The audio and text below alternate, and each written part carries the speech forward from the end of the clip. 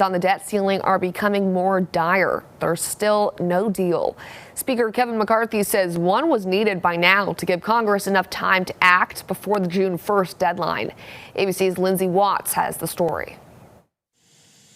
Overnight, President Biden landed back in Washington after cutting his trip to Asia short.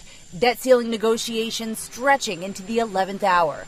Biden spoke to House Speaker Kevin McCarthy by phone yesterday.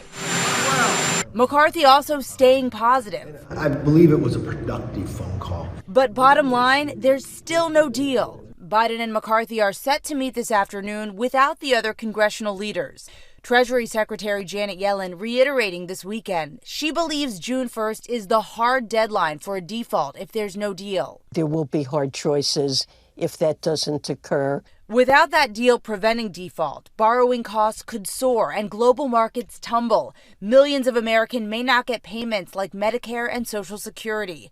The two sides are still clashing on a way forward. Republicans want to roll back spending to last year's level, while the White House is proposing a more than 9% increase for next year's budget. Other sticking points, unspent COVID relief funds, and a proposal by Republicans to tighten work requirements for beneficiaries of federal aid programs. The Biden administration says millions of people could lose coverage.